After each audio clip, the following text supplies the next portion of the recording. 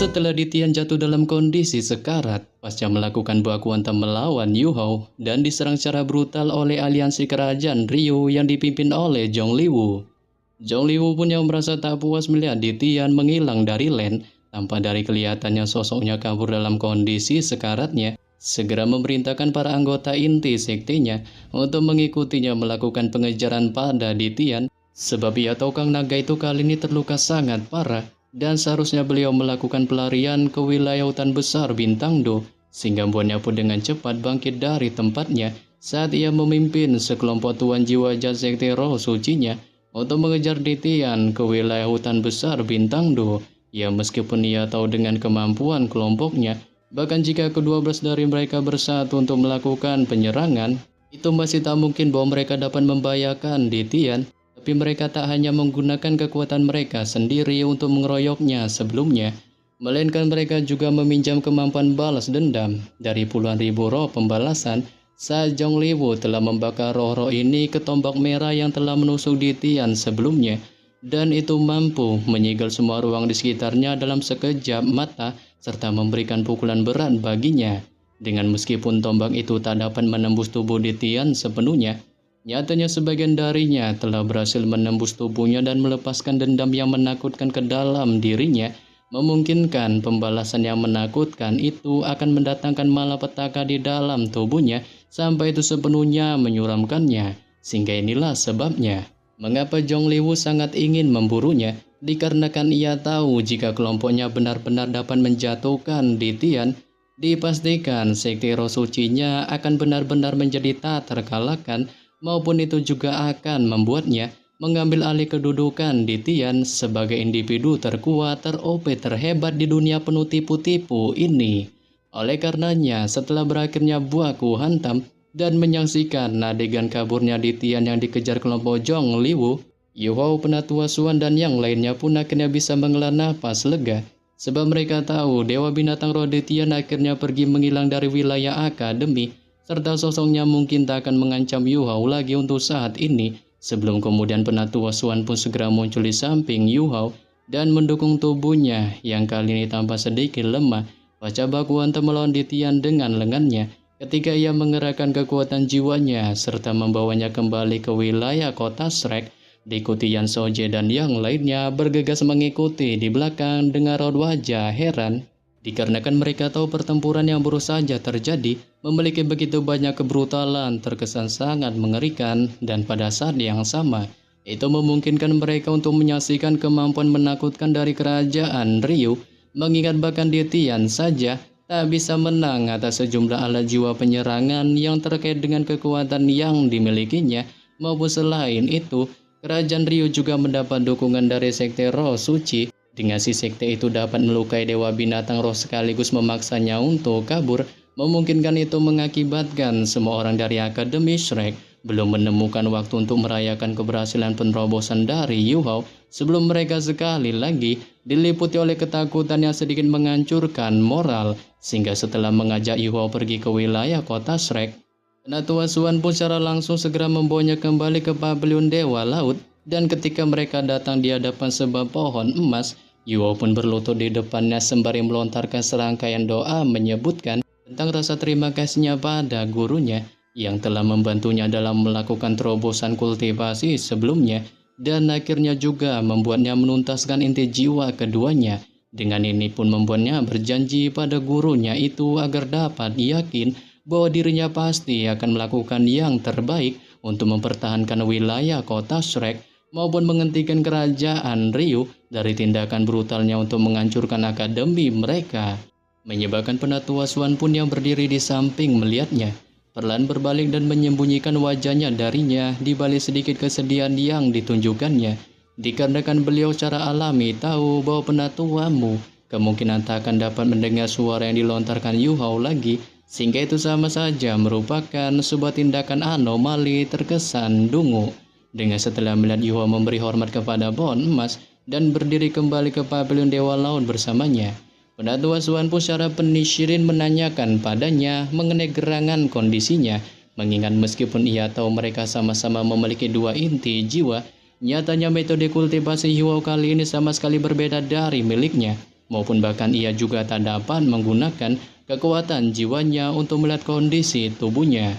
Sayuo pun bilang bahwa kondisinya kali ini dalam keadaan baik-baik saja, dengan tubuhnya hanya sedikit terguncang setelah menerima pukulan dalam baku hantam melawan Ditian sebelumnya. Tapi untungnya kemampuan pemulihan tubuhnya tampaknya menjadi jauh lebih kuat daripada sebelumnya, memungkinkannya akan berada dalam kondisi baik-baik saja dalam waktu singkat. Yang hal ini pun lantas Penatua Suan mendengarnya, menunjukkan pengertiannya dan mengucapkan selamat atas peningkatan kultivasinya, sebab beliau Toyo sekarang akhirnya memiliki inti jiwa keduanya.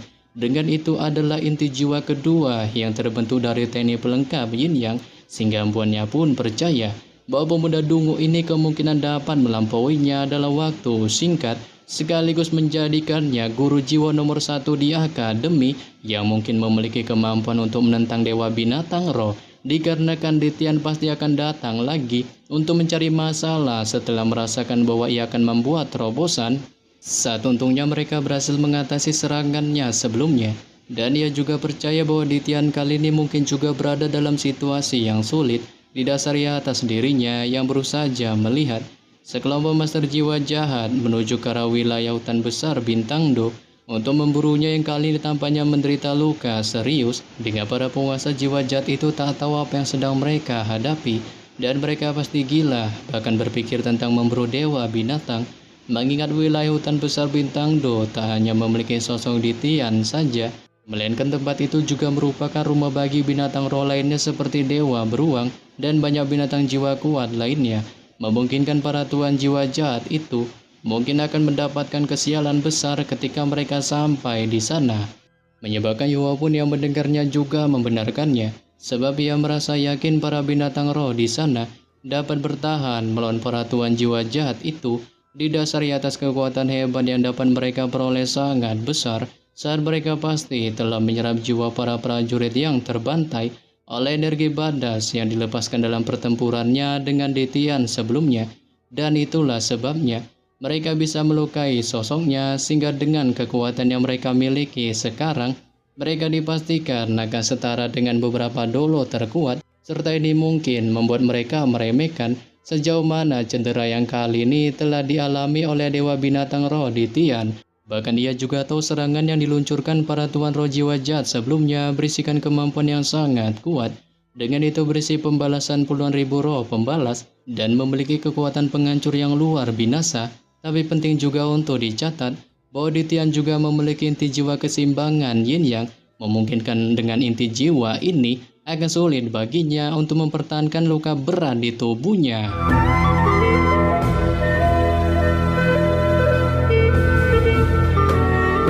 Setelah Yuo memberitahukan hal ini pada Penatua Suan, ia juga menyebutkan bahwa setelah inti jiwa keseimbangan Yin Yang terbentuk, kekuatan dua inti jiwa akan saling bersatu saat kekuatan akan diatur ulang, dimurnikan dan dikompresi setelah bertubrukan satu sama lain. Dengan ini memungkinkan seperti halnya kekuatan jiwanya untuk memiliki kekuatan spiritual dan karakteristik kemampuan es. Apalagi Yuo juga memberitahukan pada Penatua Suan bahwa kekuatan jiwa baru yang dihasilkan oleh teknik pelengkap Yin Yang sangat tahan terhadap energi atau kekuatan tambahan dari luar, yang meskipun kemampuan balas dendam dari tombak kelompok sekte roh suci Zhongliwu sangat kuat, ia percaya kekuatan jiwa Ditian berisi energi Yin Yang keseimbangan yang pasti dikembangkannya selama bertahun-tahun, pasti akan dapat melarutkan energi balas dendam itu. Yang hal ini pun lantas membuat Penatua Suan mendengarnya, menunjukkan pemahamannya dan menghela napas tak berdaya, sebab beliau merasa sepertinya memang sangat tak mudah bagi para guru jiwa manapun di dunia penuh tipu-tipu ini untuk melawan Dewa Binatang Roh Ditian atau bahkan sekalipun mencoba untuk mengalahkannya. Dikarenakan sebagai contoh, Dewa Binatang pasti bisa melarikan diri, tak peduli seberapa banyak insinyur jiwa yang dikirim untuk mengejarnya. Didasari atas dirinya, tak ada yang bisa menahannya, dan jika ia pergi habis-habisan serta menyerang, dipastikan ia akan lebih menakutkan daripada pasukan insinyur jiwa manapun. Yang oleh karenanya, setelah mendapatkan pemahaman dari Yu Hao, Penatua Suan pun yang merasa puas atas semua penjelasan darinya, menyuruhnya agar pergi dan merawat luka di tubuhnya, sementara ia akan terus mengawasinya didasari atas dirinya.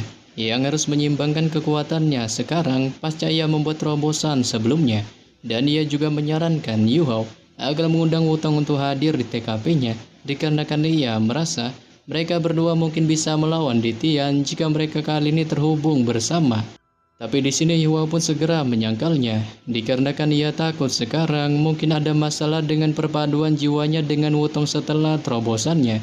Saat kekuatan jiwanya telah berubah secara keseluruhan dan mungkin tak bisa lagi bergabung dengan kekuatan jiwanya. Tapi ia masih berpikir keterampilan fusi jiwa bela dirinya harus tetap dapat digunakan maupun jika Wutong ada di sekitarnya. Ia pikir mereka berdua harus bisa membela diri. Dengan sayangnya Mai biniknya itu kali ini tak ada di wilayah Akademi Shrek, melainkan ia telah mengirimnya untuk pergi ke wilayah Kekaisaran Doling guna membujuk semua orang di sana untuk tak mengirim pasukan mereka ke wilayah kota Shrek. Menyebabkan penatua Suan pun yang mendengarnya sontak terkejut dengan apa yang diungkapkan oleh Yu Hao, dikarenakan beliau merasa tindakannya itu terbilang cukup berani dan mungkin saja akan menjadi bumerang bagi akademi mereka, sehingga membuatnya secara heran mempertanyakan hal ini pada Yu Hao. Saat ini pun buat Yu Hao yang mendengarnya menyuruhnya untuk santuy, sebab ia merasa sangat jelas bahwa pertempuran kota Shrek mereka melawan kerajaan Ryu adalah jebakan. Dengan ia benar-benar tak ingin mereka jatuh ke dalam perangkap ini, dan pada saat yang sama, ia tahu tindakan yang dilakukannya ini tak akan dapat mengubah hasilnya.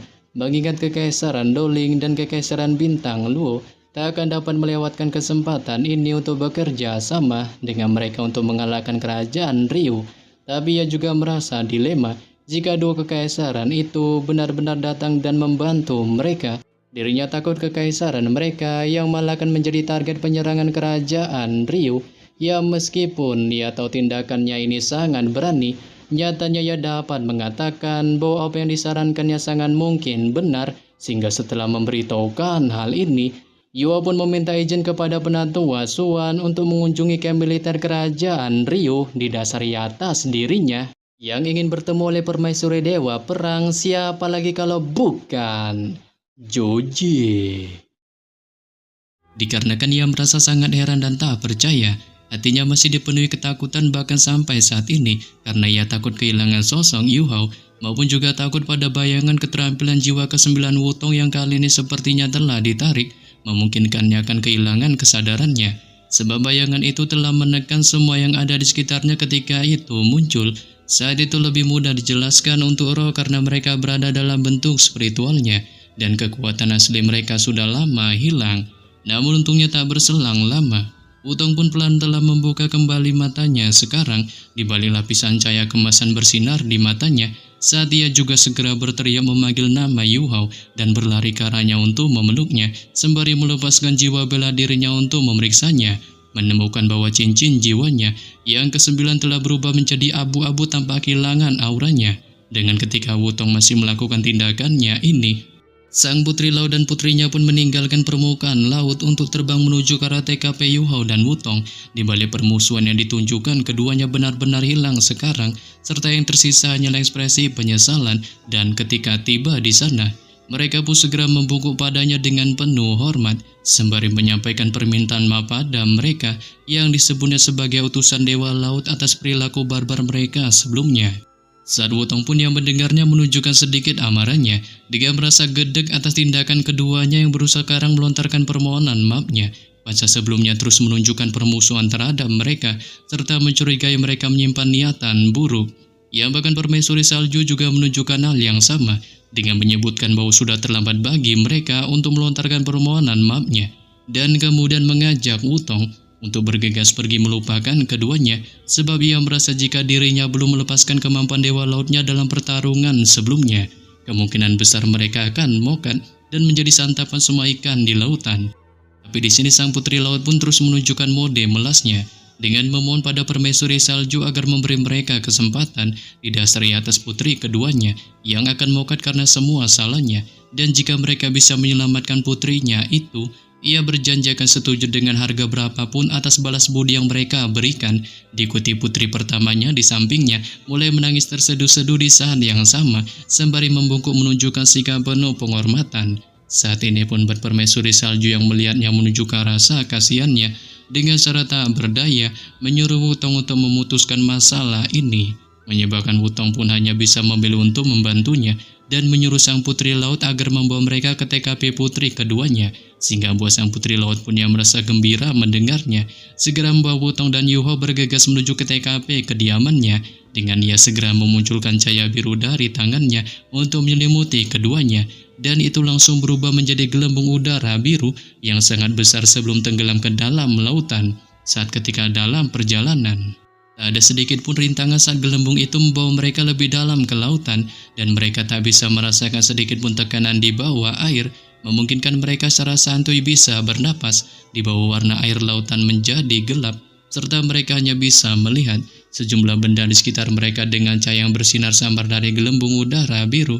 Dengan semua makhluk akuatik di bawah laut secara otomatis mundur ketika mereka merasakan aura gelembung udara ini, yang bahkan Wutong secara heran juga bisa melihat ada sebidang besar bangunan yang menyerupai aula dan istananya berdiri di sana jauh di bawah laut saat mereka memancarkan warna biru pudar dan menerangi sekitar beberapa ratus kilometer, maupun ada putri duyung yang berenang di sekitar mereka. Di balik setiap bangunan ini terbuat dari karang di lautan serta segala macam mineral langka, dengan mereka tampak tak seperti struktur bangunan milik manusia, melainkan mereka memiliki karakteristik lautan, seperti misalnya Wutong menyaksikan putri duyung yang baru saja keluar dari kerang raksasa setinggi 5 meter untuk berenang dengan cepat di lautan.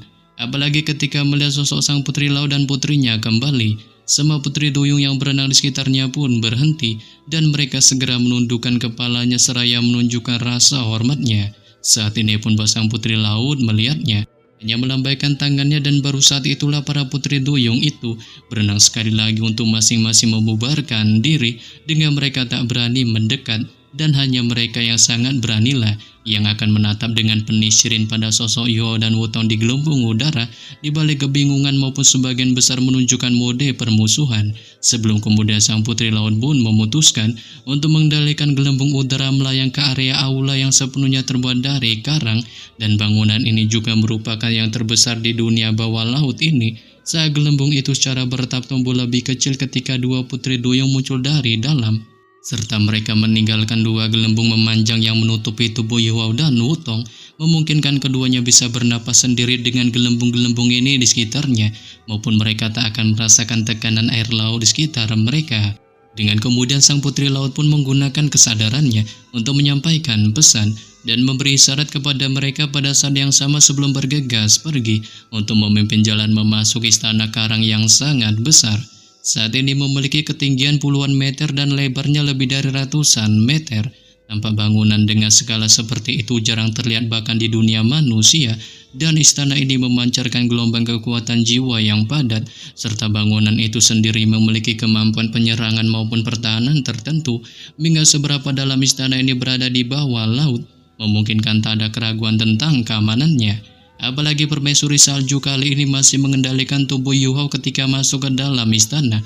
Didasari atas ketidaksadarannya lebih absolut setelah ia memblokir serangan untuk Wutong sebelumnya, sehingga mengakibatkan kelima rohnya tak bisa merasakan gelombang spiritualnya sama sekali dan mengalami kondisi pingsan tertidur sangat lelap.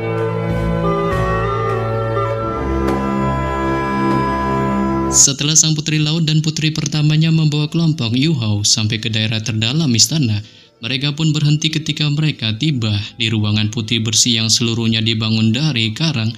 Dengan kedua putri duyung itu sudah diliputi oleh gelombang kesedihan pada saat ini, karena mereka dapat dengan jelas merasakan bahwa kekuatan hidup orang yang mereka cintai di dalamnya menjadi semakin lemah. Sebelum kemudian mereka segera membuka pintu karang dan membawa Yuho dan Wutong untuk masuk ke dalamnya. Saat Wutong dapat melihat, ruangan itu sangat besar dan ada segala macam ornamen dan dekorasi di dalamnya, maupun ada juga mutiara seukuran kepala manusia, kerang yang tembus pandang seperti kristal. Tanpa setiap benda itu akan memerintahkan harga selangit di dunia manusia. Serta ada tempat tidur di tengah ruangan yang terlihat berwarna putih memancarkan aura giok, dan ada sosok putri duyung muda terbaring di ranjang batu giok es ini. Tampak wajahnya sangat mirip dengan putri duyung pertama, kecuali ia sedikit lebih kecil dan lebih mungil. Dengan ia memiliki rambut biru yang mengalir panjang dan ekor emas, masih memancarkan kecantikan yang menakjubkan meskipun ia hanya terbaring di sana dalam kondisi tertidur lelap. tapi kekuatan hidupnya sangat lemah sehingga hampir tak terdeteksi. Di balik raut wajah pucatnya tampak dari kelihatannya, kehidupannya akan segera berakhir. Ya, bahkan kali ini sang putri laut dan putri pertamanya juga terus menangis terseduh-seduh saat air mata mutiara keduanya melayang di air dan memancarkan cahaya putih samar. Sebelum kemudian sang putri laut pun berlutut secara hormat ke arah Wutong dan melontarkan permohonannya agar menyelamatkan putrinya, sebab jika ia kali ini dapat menyelamatkan putrinya itu, dirinya berjanji akan memenuhi permintaan apapun yang diinginkannya, maupun juga bahkan bersedia membayar rasa tak hormat yang dilakukannya sebelumnya dengan nyawanya. Saat Wutong pun menunjukkan rasa canggungnya dengan menyebutkan bahwa dirinya bukan tak bisa untuk membantunya, tapi ia benar-benar memang tak memiliki kemampuan itu untuk melakukannya, melainkan itu hanya bisa dilakukan oleh Yu Hao ayangnya yang kali ini masih dalam kondisi pingsannya. Didasari atas dirinya yang tepar karena pertempuran yang baru saja dilakukan dengannya, memungkinkannya telah menghabiskan terlalu banyak kekuatan spiritual. Menyebabkan sang putri laut pun yang mendengarnya akhirnya mengerti bahwa ia adalah biang dari semua masalah ini dan berniat untuk menyembuhkan Yu Hao. Ia pun memiliki solusi untuk membangunkannya dengan kemudian mengangkat tangannya, melambaikannya di air laut. Saat mutiara emas yang telah dicurahkannya dari air matanya berkumpul di depannya sekali lagi, dan itu segera bersinar di bawah kendalinya lalu terbang ke arah Yu Hao mencoba untuk menyembuhkannya, sebab ia tahu air mata putri duyungnya adalah mutiara paling berharga di dunia penuh tipu-tipu ini. Ia mengandung energi spiritual murni dengan jika orang normal dapat memperoleh bahkan satu air mata saja, kecerdasan mereka akan ditingkatkan dan mereka akan menemukan umur panjang dari memelihara semangatnya. Apalagi sang putri laut adalah ratu putri duyung sekaligus pemimpin tertinggi lautan, dan mutiara emas seperti itu hanya muncul ketika ia berada dalam situasi sangat sedih, saat setiap mutiara emas merupakan bagian dari asal spiritualnya, dan mereka secara alami akan kembali ke tubuhnya jika mereka menghilang di air lautan. Dengan pada saat ini, ia langsung menyerahkan energi dalam air matanya kepada Yu Hao, sehingga dalam kata lain, ia menggabungkan bagian dari asal spiritualnya dengan dirinya. Yang bahkan kali ini, cahaya kemasan samar juga berputar di sekitar Yu Hao saat mereka secara bertahap menyebar ke dalam tubuhnya. Saat aura spiritual Yu Hao segera menjadi padat, dan permaisuri salju juga melepaskan kendali atas tubuhnya, guna membiarkan Yu Hao menyerap kekuatan spiritual sang putri laut itu di gelembung udara, maupun membiarkan setiap mutiara emas mendarat di dahinya sebelum menghilang di dalamnya, sehingga itu mengakibatkan mata takdirnya perlahan terbuka tanpa suara setelah beberapa saat, dan inti jiwanya yang tembus pandang jauh di dalam pupilnya berputar dengan cepat ketika menyerap asal spiritual sang putri laut yang luas dari mutiara emas itu, dengan inti jiwa spiritualnya pada awalnya sedalam mungkin, dan segala sesuatu di sekitarnya seperti lubang hitam. Tapi setelah menyerap kekuatan spiritual itu, inti jiwa gelapnya perlahan-lahan dinodai dengan lapisan emas saat putarannya melambat. Di bawah auranya menjadi semakin stabil. Terlebih lagi, menumbuhkan inti jiwa adalah tugas yang paling sulit bagi tuan jiwa. Dan mengapa itu begitu sulit untuk ditingkatkan setelah menjadi seorang titel dolo? Sebab alasannya adalah karena titel dolo harus terus-menerus menggabungkan inti jiwanya jika ia ingin meningkatkan kultivasinya, dan ia harus meningkatkan kekuatan serta stabilitas inti jiwanya. Seberapa sulitkah itu? Ini adalah tugas yang tak bisa ditolong oleh kekuatan luar sama sekali dalam situasi tertentu. Dengan Yu Hao tampaknya telah diberkati oleh kesuramannya. Saat mengubah kualitas dasar inti jiwa melalui kultivasi adalah sangat sulit, serta apa yang terjadi pada Yu Hao berarti inti jiwa roh tak pada standar aslinya lagi dan sedang mengalami peningkatan pesat. Namun setelah cukup lama melakukan proses penyembuhan, sang putri laut pun akhirnya berhenti setelah 49 mutiara emas menyatu dengan Yu Hao. Di balik raut wajahnya menjadi semakin pucat maupun auranya jauh lebih lemah daripada sebelumnya.